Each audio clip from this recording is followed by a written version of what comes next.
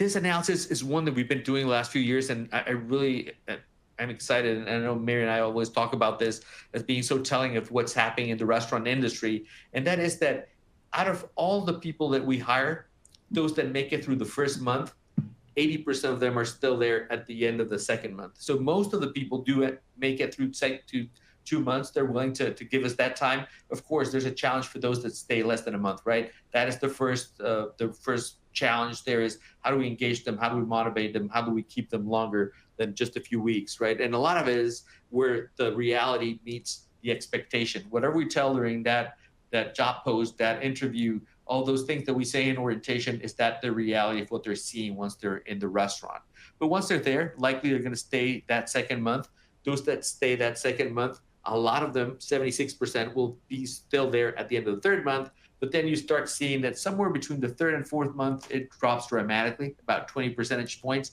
And by the time they get to the fifth month, only 44% of them that original hire date. So what this is saying is that there's something around that 100-day mark, somewhere between the third month and fourth month, that a lot of people, and we say 100-day to kind of round it off, but around that third month, you should be thinking about how do you connect with that employee at a deeper level. Engagement obviously starts with day one, but how do you make it even deeper? How do you provide some financial incentives if they stay a little longer, maybe some training modules, maybe some certifications, something that makes them want to stay because they're going to grow their career, and then they know there's a path to something better down the line, because a lot of them are deciding they're leaving around that time period.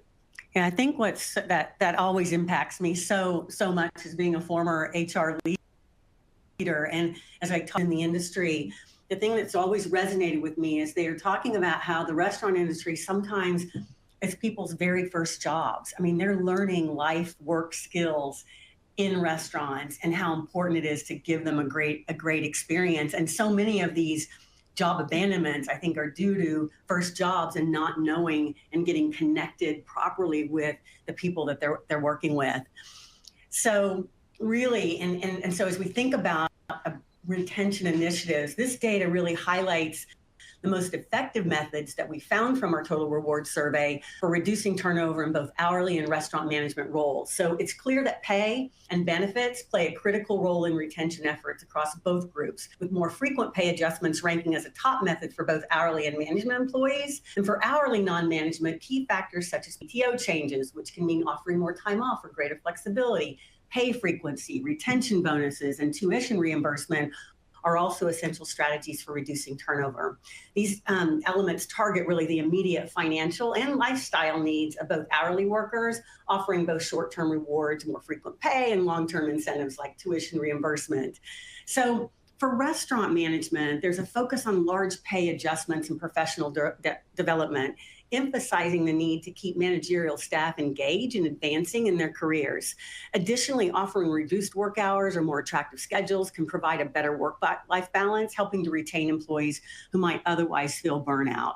And again, from an HR perspective, these strategies really underscore the need to create competitive compensation package and support work environments. So just some really key findings that we found coming out of the Total Reward survey. And then, oh goodness, this one, and we love these statistics here. This is part of our reporting on bonuses for GMs. And I really appreciate this correlation, as I think this is the first time we've teased this out, and only because we are seeing that some restaurant companies are bonusing now on retention that might not have done that in the past. So this insight provides a compelling argument for incentivizing general managers with bonuses tied to employee retention, as retention-based bonuses lead to measurable reductions in hourly turnover rates, specifically 12.7%.